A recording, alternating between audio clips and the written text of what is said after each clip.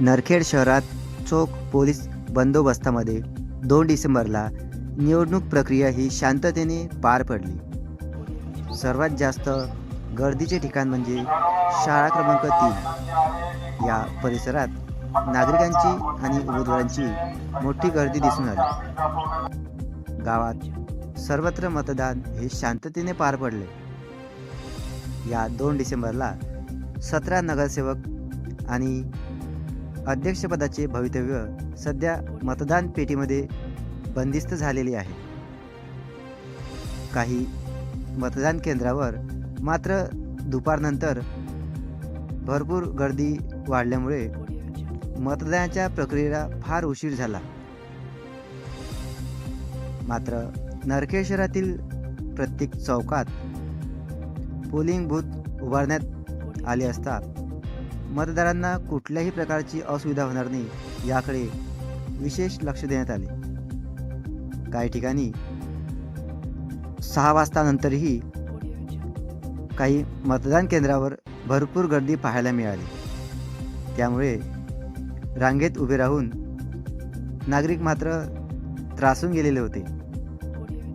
पण या मतदानामुळे गावामध्ये एक जणू काही मोठा राष्ट्रीय सण साजरा केल्यासारखा जाणवत होते.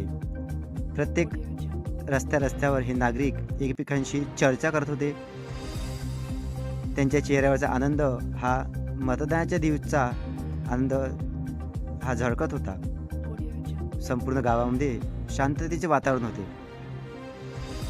आता सर्व उमेदवारांना आणि गावातील नागरिकांना वाट आहे तर ते निर्णयाची.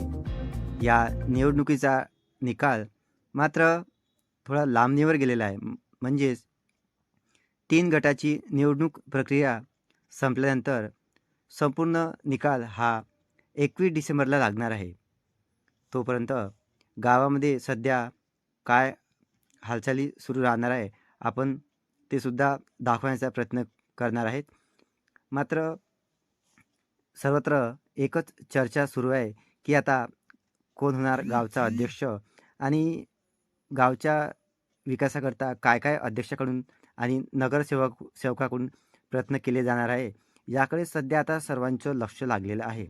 कारण की इतके आश्वासन देऊनसुद्धा आता गावचा विकास होणार की नाही हेच मात्र गावचे नागरिक डोक्यावर हात ठेवून सध्या विचार करत आहे. मात्र हे सत्य आहे की गावातील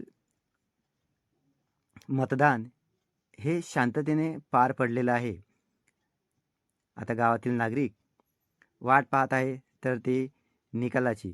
बघूया 21 तारखेला काय निकाल लागतो आणि कोणाची सत्ता ही नगर परिषदमध्ये 2025 यावर्षी येतात आणि काय नागरिकांच्या काही समस्या गावातील काही समस्या नक्कीच सोडवण्याचा प्रयत्न ते करतील अशी अपेक्षा करूनच गावकऱ्यांनी आता विचार करूनच यावेळेस मतदान केलेले आहे. बघूया काय होते ते.